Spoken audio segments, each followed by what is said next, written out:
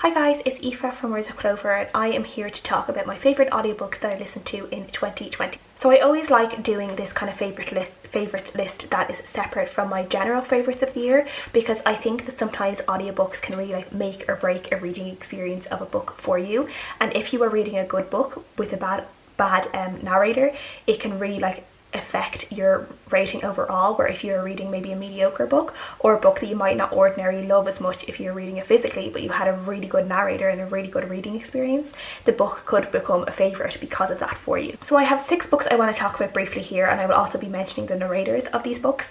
Again, I get all of my books, I've said before, I mostly get all of my audiobooks from my library, from the BorrowBox account, which I love. I don't have to pay for any Audible or anything like that. I get everything from the library, it's all free and it's absolutely great. I love it. I have gotten a couple of books last year from NetGalley as well, seeing as they are doing audiobook arcs as well, which is great, but mostly my audiobook reading is all through the library. So the first book I want to talk about is one of the first books I did read last year through audiobook, and I think it was my first audiobook of last year as well, and that was An Elephant in My Kitchen by Francoise Malby-Anthony, and this was narrated by Roshina Ratnam.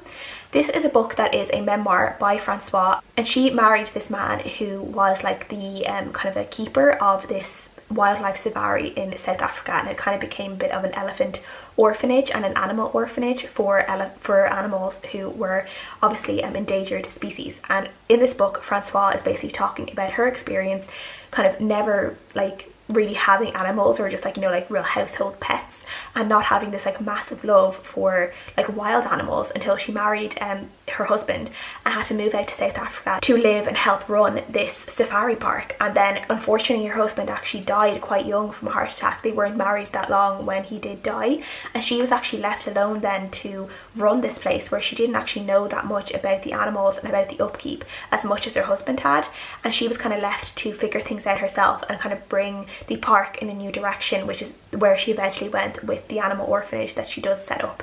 Because this is a memoir, I think it lends itself very, very well to the audiobook form, and Francoise definitely was able to talk about her experiences really, really well. And there's obviously a lot of really interesting animal encounters, particularly baby animal encounters and baby animals that she had to help in respect to health. That was obviously really lovely to read about. And I will say, I've said it in other times I've talked about this book, there are some really, really, really traumatic moments at the end of this book that really are very hard to read and very, very hard to listen to. So I would definitely warn people about that before going into this book. And to be honest, if you were to Google the Francoise Malby-Anthony and the name of her park, you would be able to find out what does happen.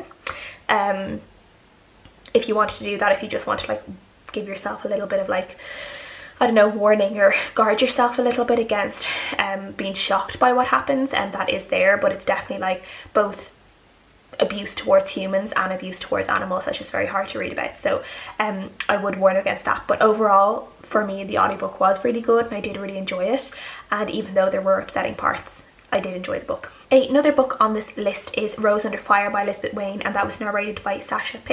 And this was no surprise to me that I was going to love it, because a few years ago I listened to Codename Verity by Wein on audiobook, and that was it is one of my favourite audiobooks of all time and one of my favourite books of all time, and I just love that book so much. And this is actually in the Codename Verity universe, so this takes place a couple of years after Codename Verity. So if you were to read Rose Under Fire, I would definitely recommend reading Codename Verity first, because there are some spoilers in that book for what happens in Codename Verity. In Rose Under Fire, we are following a pilot called Rose, who basically things go wrong for her on what should have been just a normal kind of flight during World War II. She was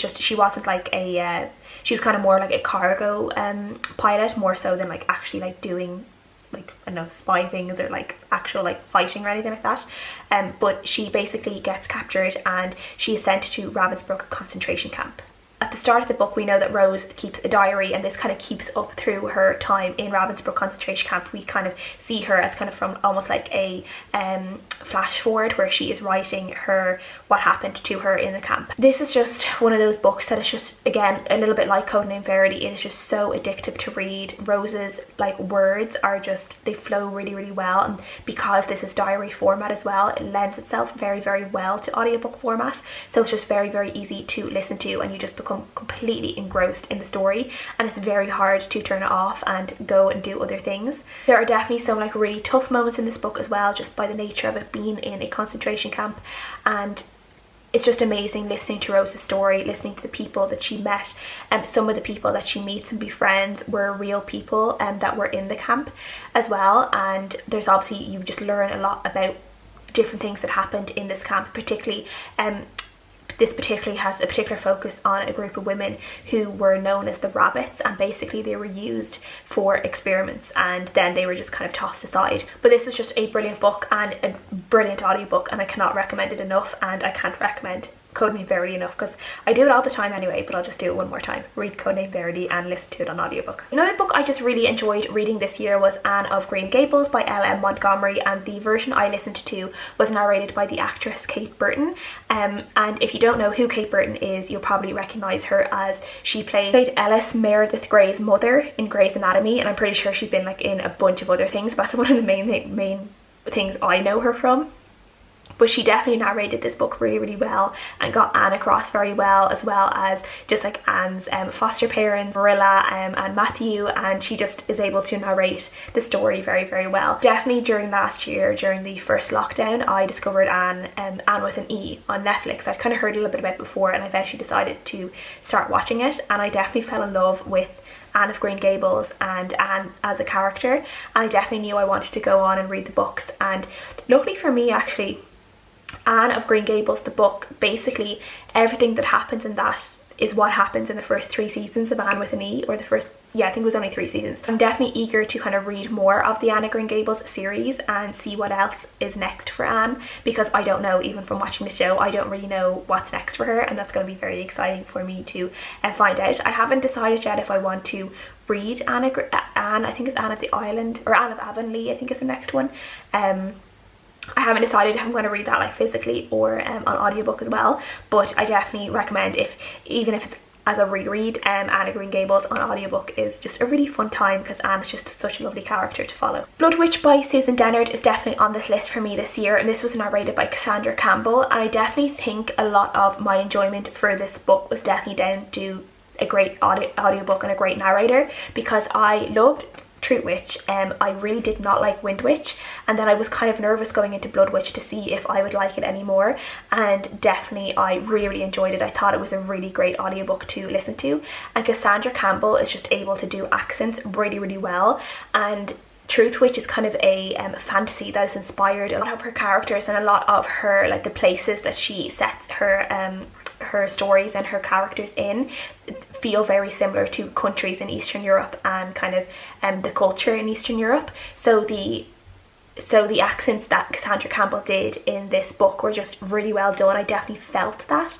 and I felt that influence in the narration, and it definitely made me like think about how audiobooks are created, and I wondered if Cassandra Campbell had talked to Susan Dennard and asked her about like where she kind of saw her characters being from. Did she like have any accents in mind, and how she decided on specific accents for those characters. It just made me think about that, and made me think about that process within audiobooks and the making of audiobooks, which I just really liked. So, and just as I said, the general story itself was really well done for me, and I definitely enjoyed it a lot more than I had the previous book, which I had read just on a physical form. So yeah, really enjoyed that.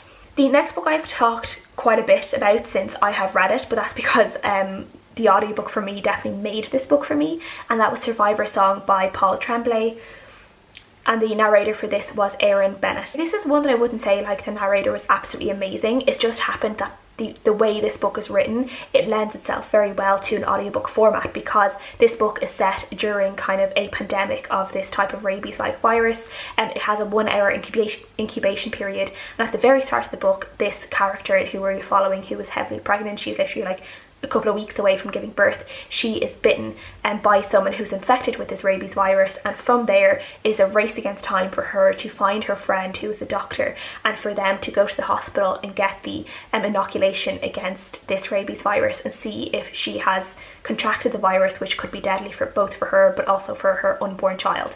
And because this is a race against time, it's just such an intense audiobook to listen to, and because I was getting it in these bursts of time, I just felt very engrossed in the story and really addicted to the story, and I just didn't want to stop listening to it until I had finished it. I've said it before, but I always listen to my audiobooks either when I'm like out walking or I'm doing something. I can't just like sit still and listen to an audiobook. I always have to be doing something, whether it's like walking, doing a jigsaw, paint by numbers, doing something, cleaning. So I was listening to this when I was going out for my like lunchtime walks, which I try and do every day. And when I was listening to this, I was like very eager. Like every day I was like dying for lunchtime so I could go out for my walk, so I could listen to this book. And I just thought that like it says it all really, that I was just dying to pick this book up and start listening to it because I was just so desperate to find out what happened and to see how it all ended up. And then the last book I talked about, I also mentioned in my favourites book of the year, and I had said that I really enjoyed the narration of this book. And that was Girl, Woman, Other by Bernadine Evaristo, and this was narrated by Anna-Marie Nabirye. Again, this is one, I think, a book, the type of book this is and the type of format it is, it just lends itself again very well to an audiobook because we are following a bunch of different characters and the book is like separated into snippets, like slices of life about these characters. So it's like just a very nice book to read.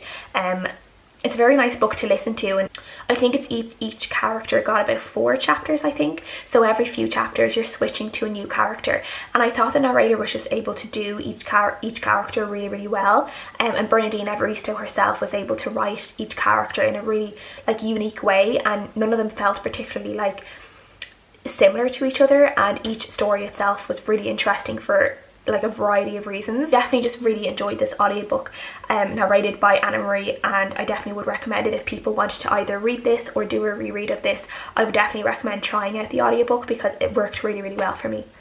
So those are 6 audiobooks that I really, really loved in 2020, and I'm looking forward to another hopefully great year of audiobook reading in 2021. I would love to know if you guys have had any audiobooks that you listened to that you really, really loved, either because the story lended itself well to audiobook or because of an amazing narrator.